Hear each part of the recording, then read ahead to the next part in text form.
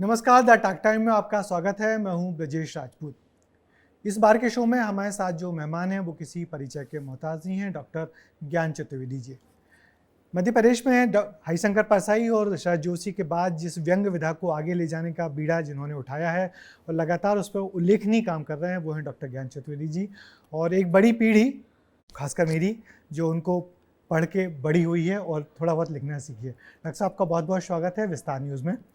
और हम लोग डॉक्टर साहब, जैसा कि एक दस्तूर होता है कि पहला सवाल आमतौर पे यही होता है कि वो लिखने के बीज कहाँ से पड़े। जैसे कि हम पूछें आपसे कि वाल्मीकि जी ने क्रौंच को मरते देखा तो उनके मन में कविता आई, तो आपने ऐसे क्या देखा कि व्यंग्य विधा अवतरित हो गई आपके अंदर? वैसे देखिए, मैं समझता हूँ कि समाज, देश, दुनिया में रोज क्रौचवध हो रहा है व्यंग्य के लिहाज से, है ना। अब ये आपके अंदर है कि आपके अंदर शायद कविता की संभावना हो, संवेदना हो। व्यंग्य में संवेदना तो चाहिए, कविता वाली संवेदना। बिना कविता के संवेदना के आप व्यंग्य नहीं लिख सकते। ये मेरा मानना है कि आपके अंदर व्यंग्य की संवेदना चाहिए, पर आप में एक व्यंग्य का एंगल चाहिए। कभी मांगोगे 100 मिल जाएंगे। जी जी। आपको कहानीकार, कथाकार, नाटककार, समरसेट माम से लेके जानो क्या क्या मिले, पर जब आप कहोगे व्यंग्यकार तो आपको गिने चुने 4 या 5 लोग हैं। डेमोक्रेसी में कोई ज़्यादा गुंजाइश होती है क्रौचवध की? डेमोक्रेसी में ज़्यादा है या ऑटोक्रेसी में है, मतलब तानाशाही में, या वो तानाशाही जो अपने आप को डेमोक्रेसी बताती है। वो कहते हैं, देखो डेमोक्रेसी कहने में बड़ा मजा आता है। मैं पूरा तानाशाह हूँ, मैं आपकी एस्टेसी कर दूंगा, मैं आपसे अपने विरुद्ध एक बात नहीं सुनना चाहता, पर मैं बाहर जब मीडिया के सामने आऊँगा, इस कैमरे के सामने जैसे मैं बैठा हूँ, मैं कहूँगा यार मैं भैया तानाशाह नहीं हूँ, मुझसे बड़ा हुए मैं सब कुछ, हर विरोध सहने को तैयार हूँ। तुम कुछ भी कह लो, मुझे गाली दे लो, पर तेरी हिम्मत है मुझे गाली देने की, ये कहा जा रहा है। तुम गाली दो, ब्रजेश राजपूत साहब मुझे गाली दीजिए, देखे देखिए। हाँ, साथ में ये भी है कि तुम दे लो बेटा मेरे को, अभी तो कर लूँगा। ये मेरा डेमोक्रेटिक फेस, पर मेरा पर्दे के पीछे जो फेस है वो तानाशाह का फेस। तो तानाशाही और डेमोक्रेसी मिलके जो चेहरा बनता है वो हिंदुस्तानी राजनीति का चेहरा है। वो केवल प्रधानमंत्री से नहीं शुरू होता, और आज के प्रधानमंत्री नहीं शुरू होता। क्या इंदिरा गांधी में वो नहीं था? नेहरू जी में क्या नहीं था? नेहरू जी में भी वो डेमोक्रेसी के पीछे एक ऑटोक्रेटिक फेस था, जो कि वो खुद कहते थे कि भाई मेरी इतनी तारीफ मत करो कि मैं तानाशाह बन जाऊँ। ये उनका कहना है कि आपको जब पॉपुलर होते हो तो आप तानाशाह हो जाते हो। और ये तानाशाही जाके धीरे धीरे धीरे जाए तो सरपंच के लेवल पे भी, कि सरपंच गांव में बड़ा अच्छा काम कर रहा है पर 2 आदमी गांव में उसके विरोध करते हैं, तो सरपंच करता है तेरी बताता हूँ। तो डेमोक्रेसी, और वैसे भी राजाओं का जमाना था, तब भी हर जमाने में क्रौच मरने के लिए पैदा हुआ। तो आपके सामने कब क्रौचवध हुआ और आपने उसको? बचपन से देखा मैंने। बचपन से मैं कहूँ तो मेरे पिता डॉक्टर थे। चलिए मैं अपने घर से उदाहरण देता हूँ कि मैंने वहाँ क्रौचवध क्या देखा। मेरे पिता डॉक्टर थे, सरकारी डॉक्टर थे, और 50 गांव में अकेले डॉक्टर होते थे। बड़ा जलवा था, हर आदमी नमस्ते कर रहा है, मतलब क्योंकि डॉक्टर साहब हैं। वो मरीजों को भी ठुकाई करते थे। हाँ, कि तो जैसे कहा साहब 7 दिन से बुखार है, तो 2 थप्पड़ मरीज को लगाए, 2 थप्पड़ साथ वाले को लगाए। इतने दिन बाद आ रहे हो, 7 दिन बाद, कि क्या कर रहे थे तुम, है ना। हाँ, और अपने घर में जो काम करते थे, जो वार्ड बॉय वगैरह थे अस्पताल के, वो घर में भी काम करते थे, वो बेचारे पिटाई खाते थे। मैंने अपने पिता पर एक संस्मरण लिखा था, एक अफसर की मौत। आपकी बहन की शादी का भी जिक्र? हाँ, उसमें बहुत सारा है। उसमें आप लोगों तो उसमें ये जो चीज़ है ना, ये मैंने तब से देखा है। तो मैंने जिंदगी में आंखें खोल कर रखी क्रौचवध के लिए, तो मैंने सब जगह देखा। और फिर आप जब पढ़ने गए रीवा मेडिकल कॉलेज, तो वहाँ भी आपने सब देखा? वहाँ तो नरक यात्रा लिख दी? वहाँ तो बहुत कुछ देखने मिला।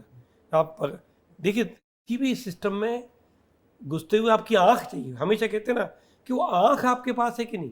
क्रौचवध हो गया, एक पक्षी मरा पड़ा है और मेरी आंख वो है कि यार इसका मीट खाऊंगा, बड़ा अच्छा हो गया, तो चलो यार इसके ऊपर। तो ये भी एक दृष्टि है कि अच्छा एक तीर मारा, साला मर गया, अब तो यार इसका मीट खाएंगे, इसकी रील बना दो। तो हाँ, इसकी रील बना। हाँ, आज के डेट में रील बना लो, इसकी रील बना। तो आप तो बड़े खुश हैं कि यार क्रौचवध हो गया। तो आपका ये भी तरीका हो सकता है।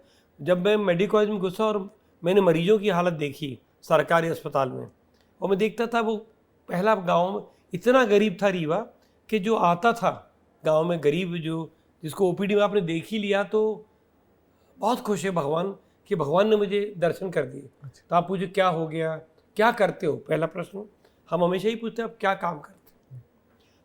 90% उन गरीबों का उत्तर पता क्या होता था, रीवा की भाषा में बोलते थे कि हम आपके तलवे झाड़ के खाते। अच्छा। वो पहले सर हम तलवे झाड़ के खाते, मतलब आप चलते हो तो जो कहीं आपके गेहूं वेहूं मिल जाए उससे हम बटोर के खा लेते हैं। इतनी ये गरीबी। दरिद्रता की पराकाष्ठा है जो वो कहना चाहता है कि सब मैं आपसे क्या बोलूं, मैं तो इतना दरिद्र हूँ। आप उसके पीछे में इम्प्लाइड ये है कि कृपा करो, हम तो इतने दरिद्र हैं कि हम तो आपके तलवे झाड़ के खाते थे, तो हमें प्लीज़ ऐसा। तो मुझे लगता था ये आदमी इतना नीचे आना पड़ा इसको अपनी दया दस्तरी मांगने के लिए भी। सिंपल कह सकता है उसे गरीब हूँ थोड़ा ध्यान दीजिएगा, जी जी। पर वो जानता है कि नहीं इतने पे आदमी पिघलेगा नहीं था। ये बहुत पावरफुल है, ये डॉक्टरी कुर्सी बैठा, तो वो अपने आप को दरिद्रतम घोषित करने के लिए, आपसे दया की पूरी मांग करने के लिए वो कह रहा है सब मैं तो आपके तलवे झाड़ के आता। तो ये हर चीज़ चूँकि मैं उस निगाह से देखना सीख गया था, और कहीं था वो सेंसिटिविटी मुझे अपने पूर्वजों से मिली, मेरे पुरखों से मिली, मेरे नाना जी और मामा जी से मिली जो बहुत बड़े कवि थे। तो कवि वाली संवेदना थी और आंखें व्यंग की थी। बुंदेलखंड का ह्यूमर था। हाँ, बुंदेलखंड का ह्यूमर था, और बुंदेलखंड की ह्यूमर कई बार हंसी उड़ाने में काम आता है। अच्छा। वो व्यंग के तक नहीं पहुंचता, वो मजाक उड़ाने के लिए बुंदेलखंड में बड़ा ह्यूमर है और कड़वी बात कहने के लिए बहुत ज़बरदस्त है, पर जरा उसमें संवेदना कई बार नहीं है। वो गरीब का ह्यूमर उड़ाने में बहुत मजे, गरीब की तो बहुत ही उतार देगा। हाँ, वो बेचारा कोई पिछड़ी जाति का है उसको उतार देगा, ये तो मैं बहुत चढ़ गई दिमाग, अब चरी भी उतारेंगे हम तो बताते हैं। तो वो एक अलग किस्म का उधर के ह्यूमर का आदमी दूसरे रंग से इस्तेमाल करता है। पर हाँ, उसने मुझे भाषा का मजा बुंदेलखंड ने सिखाया कि कैसे आप उस भाषा को अब आप कंट्रोल करिए कि आप उसे व्यंग्य में इस्तेमाल कर सकें। तो बहुत सारे लोगों ने आपको ज्ञान चतुर्थ बनाया है, आप इस भ्रम में मत रहिए कि आप ज्ञान चतुर्थ अपनी मेहनत से बन गए। आपके पूर्वज, आपका परिवेश, आपका बुंदेलखंड, आपके देखने की दृष्टि जो आपने परसाई वगैरह को पढ़ के सीखी, उससे आपने समझा कि जीवन को कैसे एनालाइज करना, और वही काम आया लिखा। व्यंग कथाएं तो डॉक्टर साहब बहुत लिखते हैं, मगर आप उन माने दुर्लभ लोगों में से हैं जो व्यंग उपन्यास लिख रहे हैं और लगातार लिख रहे हैं, चाहे नरक यात्रा हो, बारामासी हो, और स्वांग हो, हमना मरब हो, और अब एक तानाशाह की प्रेम कथा। तो उस व्यंग को इतना लंबा कैसे साध पाते हैं आप? आदमी 2 पन्नों में हाँप जाता है। नहीं, क्योंकि आप सप्रयास नहीं करते। अच्छा। मैंने कभी कोशिश करके व्यंग नहीं डाला। जब कोशिश करके चलोगे, अभी मैं देखूँ ऊपर चढ़ना है, 50 सीढ़ियाँ और बची हैं, चलो यार अब कितनी बची हैं, अभी और बची हैं, तो हाँफने लगूँ लास्ट में। मैं तो मज़ा ले रहा हूँ, मैं तो लिखने का मज़ा ले रहा हूँ। कितने पेज हो गए इससे मतलब मैं कहानी कह रहा हूँ और मज़े ले कह रहा हूँ। मुझे व्यंग लिखना सीखना नहीं, मुझे व्यंग कोशिश नहीं करनी, मुझे विट, जैसे आप विट कहते हो ना, बहुत विटी हैं, कहाँ ह्यूमर आना चाहिए, कहाँ इस बात को मज़े लेके कहा जाए, कैसे ट्विस्ट करके बात की जाए, ये सहज आता जाता है बोलते हुए। अब इसमें मैं जैसे कह रहा था कई लोगों ने कंट्रीब्यूट किया, तो भगवान ने कंट्रीब्यूट किया कि आपके अंदर वो संस्कार डाल दिए व्यंग के कि आप भाषा करें, कुछ करें। और मैं अपने आप को श्रेय नहीं लेता, पर मुझे लिखते हुए समझ में आता है कि ये वाक्य ठीक नहीं बना, इसमें तो मज़ा नहीं आ रहा, मेरे को मज़ा नहीं आ रहा, तो ब्रजेश को क्यों मज़ा आएगा? पहले मेरे को तो मज़ा आना चाहिए। जो चीज़ मुझे लिखने में मान के चलता हूँ कि जो मेरे दिल को छुएगी बात, वो मेरे पाठक को छुएगी ही, आलोचक को छुए ना छुए। आलोचक बदमाशी में आलोचना करते हैं, कई आपको उखाड़ने के लिए भी आलोचना हो सकती है। तो मैं तो ये पाता हूँ कि यार मेरे को मज़ा आ गया, मैंने लिखा, मुझे मज़ा आया, तो 100% है कि मेरे पाठक को मज़ा आएगा। दिल से निकली बात आपके दिल तक पहुँचती वाली बात है ना, तो ये बात मेरे दिल से निकली कि नहीं निकली। तो कई बार लिखा और मुझे लगा ये वाक्य वो नहीं बना जो मेरे दिल की बात कह रहा है, तो उस वाक्य पर मेहनत कर सकता हूँ, मैं उसे 10 बार वापस लिख सकता हूँ। अच्छा। तो मेरा ये उपन्यास जिसकी आप बात करते हैं, पहले 2 उपन्यास छोड़ दिए, नरक यात्रा और बारामासी, ये मैंने करीब करीब एक गो में लिखी, एक डायरी में लिखता चला गया और बाद में थोड़ा बहुत करेक्शन किया। पर धीरे धीरे जब मैंने व्यंग की और समझ आई मेरे को, तो मुझे लगा नहीं यार कुछ और चीज़ें होनी चाहिए। फिर नई नई कहानियाँ लिखी आपने, तो अब तो मैंने जैसे अब आखिरी उपन्यास स्वांग भी, स्वांग से पहले पागल खाना भी, ये सब मैंने कम से कम 8 या 9 बार रिवाइज की। आप 400 पेज की सामग्री को आप बार बार लिखें, बार बार काटें, 50 बार वाक्य बदले होंगे। क्या बात है। और जब तक आपको आखिर में लग गया हाँ यार ये बात है, ये आ गया, ये पैराग्राफ आ गया जो मेरी बात कह रहा है, नहीं आया तो मैं उस पर रुकूंगा ही, मैं उससे आगे बढ़ूंगा ही नहीं। मैं साले को 2 दिन लग जाए, 3 दिन लग जाए, या तो मैं उस पैराग्राफ को खारिज कर दूंगा। तो मैंने बहुत काटा है और बहुत लिखा। इन 7 उपन्यास में किस उपन्यास को लिखने में आपको बहुत आनंद आया या बहुत सेटिस्फाइड? सबको। अगर आनंद नहीं आता तो लिखता ही नहीं। जी। और मैं उपन्यास क्यों कहूँ, मैं अगर एक छोटी सी रचना जो मुझे किसी ने होली अंक के लिए मांगी, किसी ने, मैंने लिखी बहुत है। हाँ, लिखा मैंने बहुत है। कॉलम हाँ, साला हाँ, बिल्कुल। 10 साल तक कॉलम लिखे हैं, जो आप करीब करीब हर वीक लिखते थे। हाँ, हाँ। पर ऐसा कभी नहीं हुआ कि यार कॉलम चूंकि जाना है तो अब लिखना है यार, चला जाए। वो बैठे हैं अशोक कुमार जी वहाँ पे इंडिया टुडे, वो कहेंगे यार अभी तक आया नहीं। उनको था, वो कहते थे अशोक कुमार जी कि यार आप एक आदमी हो जिसका मुझे पता है आ ही जाएगा, मुझे आज तक कभी कहने की जरूरत नहीं पड़ी, आपका कॉलम वहाँ आ जाएगा। क्योंकि मेरा था कि इतने दिन में भेजना है। और मैं एक भी रचना कम से कम ऐसी कभी किसी कॉलम में नहीं भेजी, चाहे राजस्थान पत्रिका हो, चाहे यहाँ पर कहीं जहाँ मेरे कॉलम चलते थे, जिससे मैं सेटिस्फाइड ना, मैं फाड़ दूंगा पर मैं लिख के भेज दूंगा। मैं कमिटमेंट पूरे करता हूँ, ये पक्का है। चाहे मैंने फिल्म लिखी उसके कमिटमेंट, मैं इस तारीख तक आपको ये सीन भेज दूंगा, मैं भेज दूंगा, पक्का है कि मैं भेज दूंगा। वो मेरे बेचैन करता रहता अंदर। डॉक्टर साहब, आपको देख के बड़ा रश्क होता है। मैंने आपसे बहुत सीखने की इच्छा होती कि इस उम्र में डॉक्टरी प्रोफेशन अरे के उम्र साथ। तो बहुत हो गई, क्यों तुम्हारी भी उम्र हो गई और तुम कहते हो कि आपको इनको पढ़ के हम सीखे। तो हमें लगता है शिष्य वृद्धावस्था को पहुंच रहा है तो हम तो साले वानप्रस्थ में चले। यानी कि आप लगातार, डॉक्टरी का पेशा है आपका, आप रोज हॉस्पिटल भी जाते हो, 7 उपन्यास भी लिखते हैं, कॉलम्स लिखे हैं आपने, और फिल्में लिख रहे हो। तो उपन्यास से फिल्में लिखना कितना अलग है? फिल्म अलग चीज़ है, पर मैं फिल्म राइटिंग में इसलिए जा पाया, मुझे एक ज़माने में फिल्म बनाना का मन था कि मैं फिल्म के डायरेक्शन करूँगा। जब मैं बिल्कुल आज से 30 साल पहले, जब मैं भोपाल आए था 40 साल पहले, तो यहाँ ब्रिटिश काउंसिल लाइब्रेरी होती थी। जी जी। उसमें एक पूरी फिल्म क्राफ्ट की एक वो सेल्फ थी। था, जी, हाँ जी। एक वो थी अलमारी, मैंने उसकी सारी सब किताबें पढ़ डाली हूँ। ओह। एक से एक शानदार लोगों की फिल्म के साउंड, फिल्म की editing, 10 best screenplays of the world, मैंने बहुत पढ़ी उस समय। कि मेरा मन बहुत था कि मैं फिल्म लिखूंगा। फिर वो धंधे में उलझ गए, बच्चे आ गए, होते होते अब ये मौका मिला कि खुद फिल्म वालों ने आपको अप्रोच किया कि आप ये क्या लिख सकेंगे। जब मैंने लिख के दिया तो कहने आप तो बिल्कुल प्रोफेशनल स्क्रिप्ट राइटर हैं।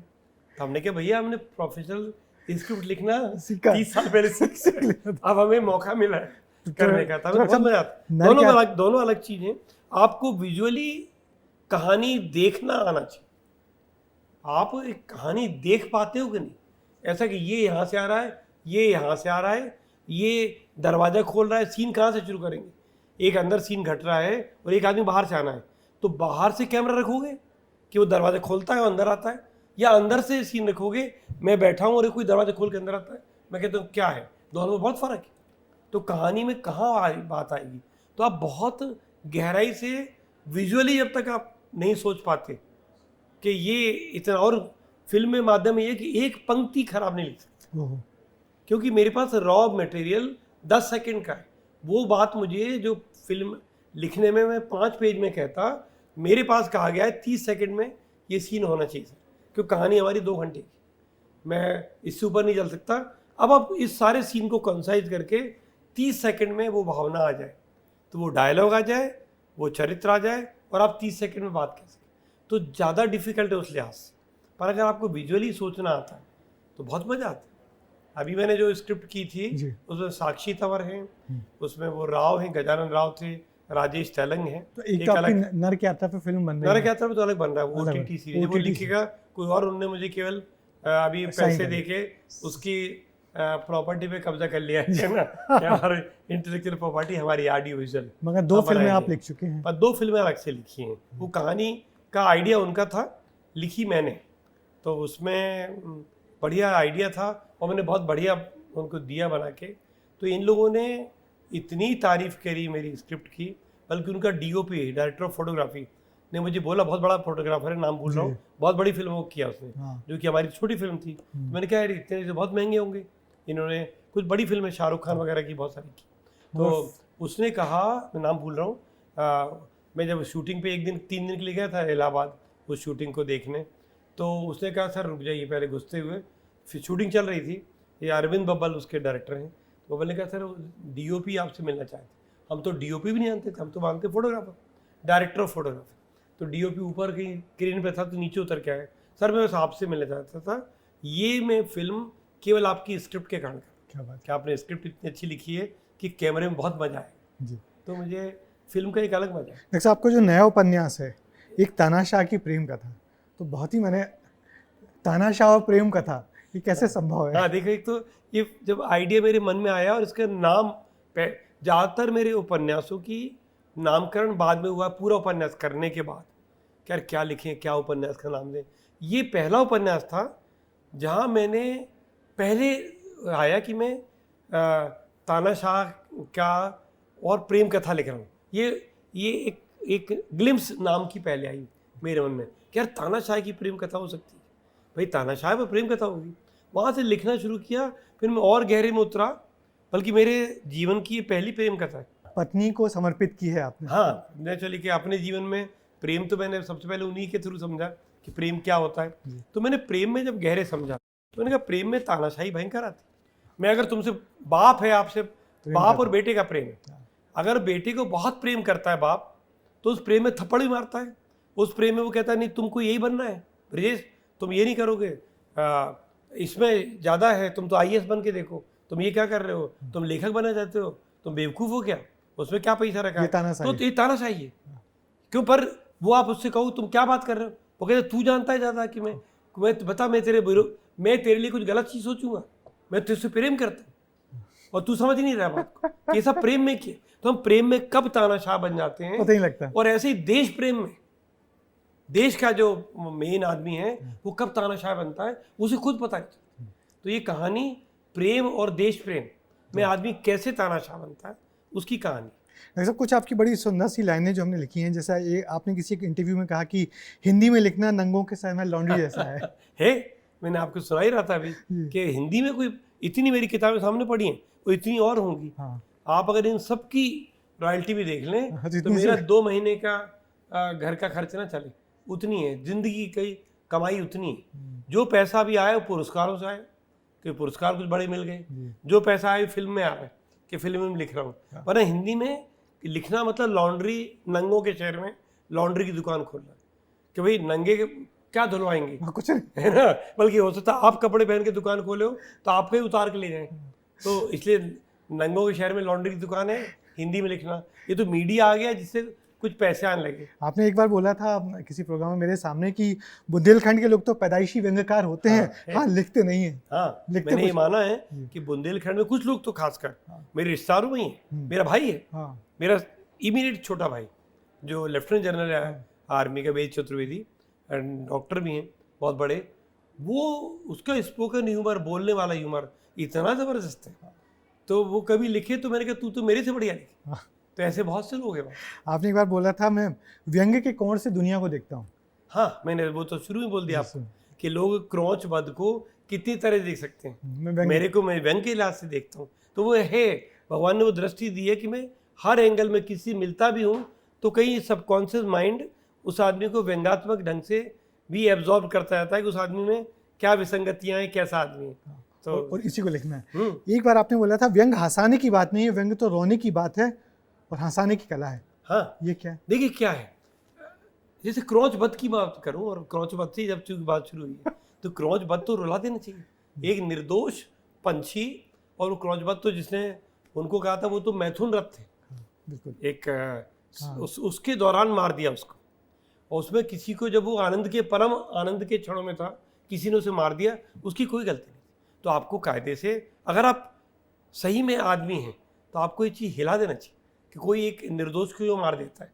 तो ये तो करुणा हो गई, व्यंग में करुणा है। बिल्कुल बिल्कुल। अब जब मैं इसको कहूँ व्यंग्यकार के तौर पे तो मुझे इसे रोचक ढंग से कहना चाहिए। तो मैं क्या करता हूँ, मेरी लिखने तरीका ये है कि आप पढ़ते पढ़ते हंसें और जब बंद करें तो रोएं।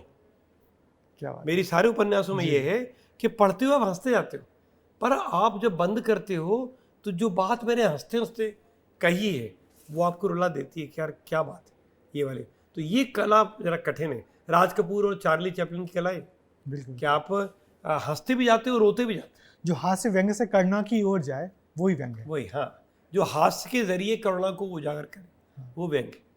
तो वो है, वो टिपिकल 2 उदाहरण फिल्मों से हैं, चार्ली चैपलिन है और राज कपूर जो की ऐसे फिल्में हैं जहाँ बहुत बड़ी बात जीवन के बारे में, बहुत करुणाजनक बात हुई, प्यार के बारे में, धोखे के बारे में, सबके बारे में वो कह रहे हैं और हंस हंस के। तो वो है। डॉक्टर साहब, कोई नई पीढ़ी में जो आपको लग रहे हैं बढ़िया लिख रहे हैं, व्यंग्य आपकी जो विधा है उसको आगे ले जा रहे हैं? होंगे, बहुत से हैं, कोशिश कर रहे हैं, कुछ अच्छे लिखते भी हैं।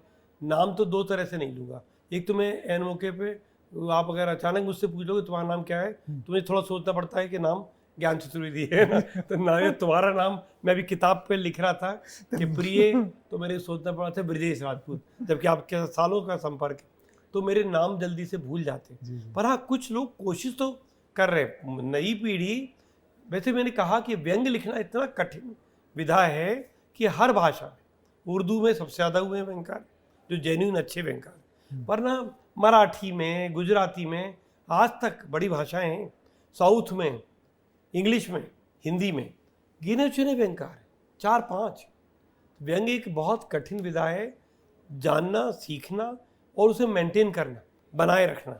कुछ लोगों ने 1-2 रचनाएं लिख दी, उसके बाद वो उतर गए कि आपको वो एक अलग ही किस्म की आग है। मगर मैंने आपको कई बार सुना, आप व्यंग्य के अलावा कविता पे खूब अच्छा बोलते हैं। हाँ, मैं कविता की, वो कविताएं खूब पढ़ते हैं। को कविता की समझ भी आपको होनी चाहिए। व्यंग्य लिखने के लिए मैंने भी शुरू में साथ बात करी आप कि कविता समझते हो तो ही व्यंग्य लिख सकते हो, कविता नहीं समझते तो व्यंग्य नहीं लिख सकते। क्योंकि कविता को समझने में एक वो संवेदना चाहिए जो फिर आपको व्यंग्य तक पहुंचाती है। तो बीच में कविता की नाव तो है व्यंग्य। अब मैं पूछूं कि अब नया क्या, 7 उपन्यास अपने आप में, सूरज का 7वां घोड़ा तो हो गया, 7 उपन्यास हो गया, अब 8वां घोड़ा क्या है? नहीं, देखिए, अभी तो एक मेरा उपन्यास करीब करीब कंप्लीट है, जो मैंने, मेरे मित्र थे अंजनी चौहान, बहुत विचित्र चरित्र थे, बहुत बढ़िया, और उन पर मैंने एक संस्मरणात्मक उपन्यास लिखना शुरू किया था, और वो मर गए बेचारे बीच में ही, तो कुछ उनका रह गया। पर एक वो करीब 150-200 पेज में लिख चुका था, उनसे पूछ के लिखा है। उनकी जीवन इतना रंगीन रहा है कि मुझे लगा था ये रंगीन जीवन अगर दुनिया के सामने नहीं आया तो एक थे असु, एक थे बसु, उर्फ दास्तान अंजनी चौहान, इस नाम से कुछ छपे थे उसके। अब वो चूंकि पूरा बसु का, एक थे असु मतलब मैं, एक थे बसु मतलब अंजनी चौहान। हमारी माँ जब कहानी सुनाती थी तो यहाँ से शुरू करती थी कि एक थे असु, एक थे बसु, असु ने ऐसा किया, बसु ने ऐसा किया, ऐसे करके कहानी सुनाती। तो मैंने उसका नाम लिखा था जैसी मेरी माँ कहानी। अब वो आधा रह गया, उपन्यास में भी 100 पेज और होने चाहिए थे जो रह गए, और बिना उनसे पूछे मैं बेईमानी करूंगा कि मैं उस उपन्यास को कहीं एंड करूं। तो मैंने उससे संस्मरणात्मक उपन्यास बनाते हुए अपने संस्मरण भी जोड़ के एक उपन्यास लिखा है। अब उसको नाम कर दिया है एक थे असु। अच्छा, एक थे असु। अब बसु भी उसमें है। हाँ। उसमें एक चैप्टर एक थे बसु का है जो 150 पेज का है, अपने पिता पर, अपने बचपन पर, और सबको मिलाते हुए प्रभु जोशी की मौत पर, जो मेरे बहुत अच्छे मित्र, इन सबको मिला के मैंने एक अपने मेडिकल कॉलेज डेज पर, अब एक ऐसी किताब को करीब करीब कंप्लीट है। वो एक अगली किताब आएगी। और एक किताब अभी तो राजकमल ने बात की है मेरे से, करीब 700 रचनाएं मेरी नई जो कहीं नहीं छपी हुई, 700 व्यंग्य रचनाओं की एक मोटी सी वो, जिसको बाद में वो 70 रचनाओं की एक, वो 10 संकलन निकाल देंगे उसके, वो भी एक प्लान में है। पर पहला एक वो एक लाइब्रेरी एडिशन सारी रचनाओं का, वो भी पुरानी रचनाएं नहीं है, रचनावली टाइप की, रत्नावली टाइप की नहीं, वही तो नई रचनाएं उनमें। रत्नावली में तो जाने कितना हो जाएगा, हाँ, रत्नावली बिक जाएगा प्रकाशक छापते छापते। तो वो एक किताब प्रपोज है। और एक उपन्यास लिखना शुरू किया है जो आपसे मैं बात कर रहा था कि बुंदेलखंड में धर्म जो हमारे समाज में है, धर्म, धार्मिक विचार, धार्मिक अंधविश्वास और एक धार्मिक मन, एक वो कैसे काम करता है, लोग साधु कैसे बन जाते हैं, लोग साधुओं के लिए कितने व्यग्र होते हैं, कैसे वो छोटी छोटी मड़ियाँ बनी हैं तो उन पर लोग पूजा पाठ करते हैं, मनौती मांगते हैं, पूरी हो तो क्या करते हैं। वो पक्ष रह गया था मेरा बुंदेलखंड का लिखने को। 3 उपन्यास बुंदेलखंड में हैं, पर वो अलग थे। ये चौथा मैं करना चाहता था, तो मैं अभी बहुत सारा होमवर्क करके आया, गांव तक आया, जी जी। तो वो लिख रहा हूँ। वो 2 साल लगेंगे, वो एक बहुत महत्वपूर्ण काम है। डॉक्टर साहब, इंतजार रहेगा आपके उस उपन्यास का जो चौथा बुंदेलखंड पे आ रहा है, क्योंकि बिल्कुल। मैं ही बुंदेलखंड से हूँ। और बहुत हाँ। आपको सुनना बहुत इंस्पायरिंग होता है, बहुत अच्छा लगता है, और आपको लगातार लेखन हम जितने सब नए लोग हैं उनको सिखाता है, प्रेरणा देता है। आप हमारे स्टूडियो में, आपका बहुत बहुत शुक्रिया। थैंक यू, धन्यवाद बहुत बहुत। तो ये थे डॉक्टर ज्ञान चतुर्वेदी। अगली बार द टॉक शो में किसी और शख्सियत से मुलाकात करवाएंगे, तब तक के लिए मुझे दीजिए इजाज़त। नमस्कार।